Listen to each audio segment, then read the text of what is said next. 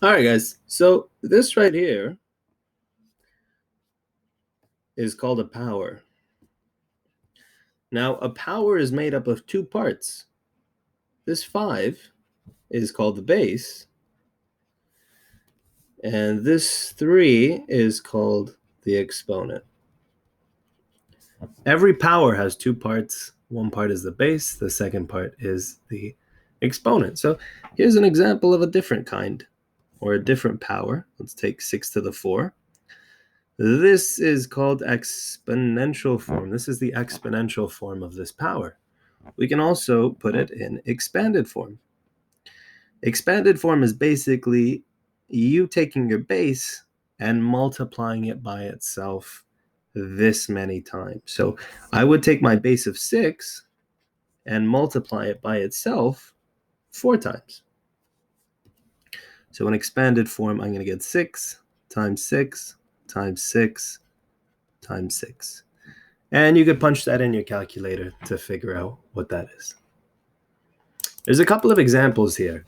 So for these examples, let's write out our exponential form of the power in expanded form. So this tells me right here that I take my base of 2 and I multiply it by itself 4 times.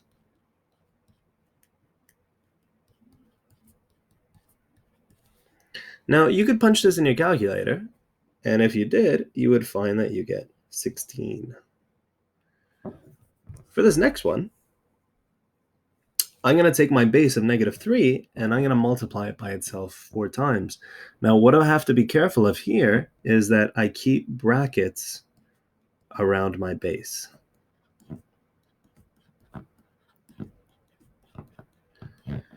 And let's go ahead, let's punch this in our calculator.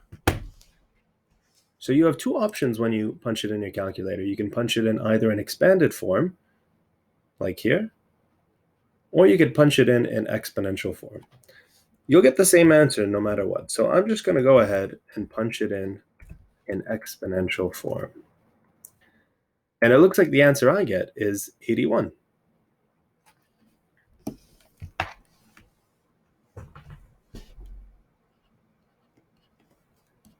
That's an ugly 81. Let's make it a bit nicer. A couple more examples here. For these ones, they ask us to expand and then evaluate. So take my base of 3, multiply it by itself 4 times.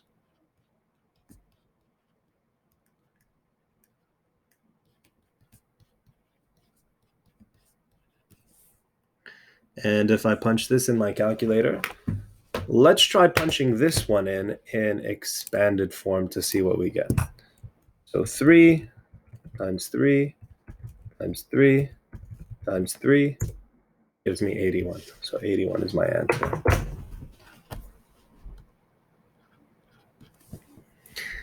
Now, let's go on to question D, because question D is an interesting one. Notice in this problem how I had brackets around my base. In this problem here, my base is actually 2.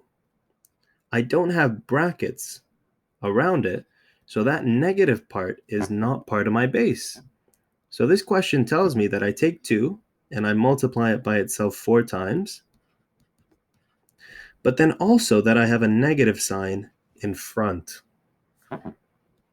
So let's punch all of this in our calculator, and we'll punch it in expanded form. So -2 times 2 times 2 times 2 gives us -16.